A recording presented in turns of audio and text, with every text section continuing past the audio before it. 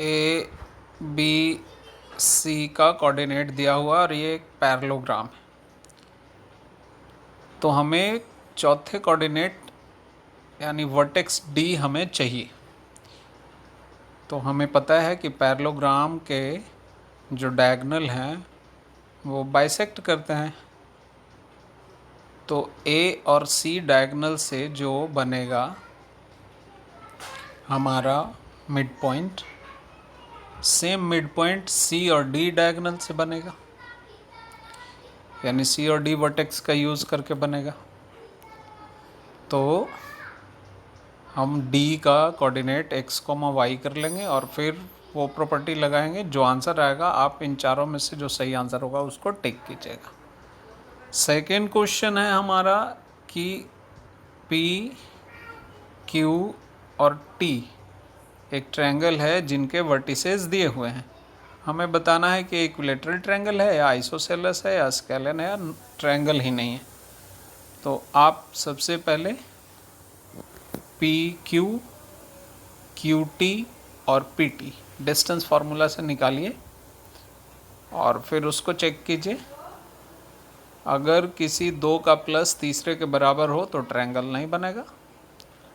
बाकी equilateral triangle के लिए सारे साइड सेम आ जाते हैं तो इक्विलेटरल होगा, दो सेम आते हैं तो आइसोसेलस और एक भी सेम नहीं आते हैं तो स्केलन होगा। तो आप सॉल्व करेंगे पता चलेगा। Question number 3, point A comma 2a और माइनस ए कॉमा ए दिया हुआ है, डिस्टेंस चाहिए। डिस्टेंस फार्मूला हम यूज़ करेंगे, जो आंसर आएगा यहाँ लिखेंगे। फोर्थ क्वेश्चन, हमें ग्राफ दिया हुआ है और हमें बताना है कि ये ग्राफ पे जो पॉइंट प्लॉट किए गए हैं ए बी सी या सी ए बी जो भी है वो कोलिनियर हैं कि नहीं। तो कोलिनियर तब होता है जब एक ही लाइन सेगमेंट पे या लाइन पे सारे पॉइंट्स आते हैं। तो आप एक लाइन ड्रॉ करके देखिएगा चारों को, जिसमें तीनों पॉइंट सेम लाइन पे आ जाएगा, वो हमारा जो है कोलिनियर होगा। तो आप ऑब्जर्व करके बता सकते हैं। नेक्स्ट है क्वेश्चन नंबर 5, एक पॉइंट y है जो w और z को मिलाने वाली लाइन सेगमेंट को 1:2 में 1:2 में डिवाइड कर रहा है। अब आप क्या करेंगे,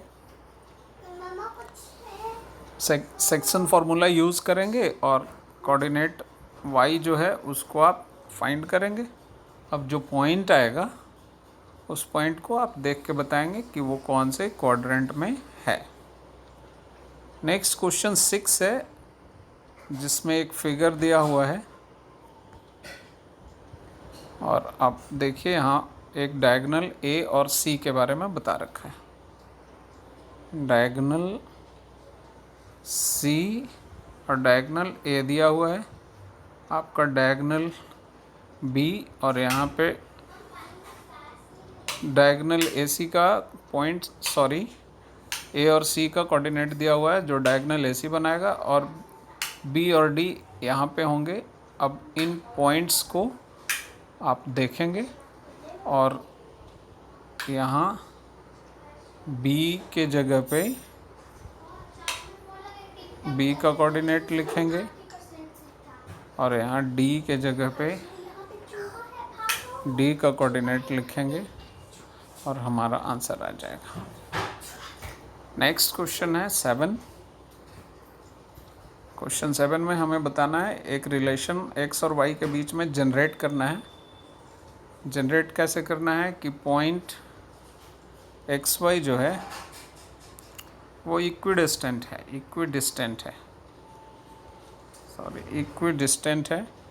किससे, पॉइंट -4, से और -2, से, यानी एक्स वाई का डिस्टेंस -4, -4 से और यहाँ पे -2, 4 से डिस्टेंस निकालेंगे।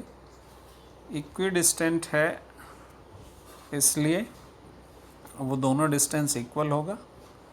यहाँ आपको रफ वर्क के लिए काम दिया हुआ है, सॉल्व करेंगे। सॉल्व करने के बाद x और y के बीच में रिलेशन आएगा और जो आंसर आएगा हम उसको यहाँ पे प्रॉपरली सॉल्व करने के बाद लिखेंगे।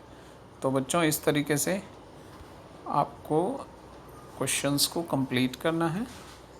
धन्यवाद।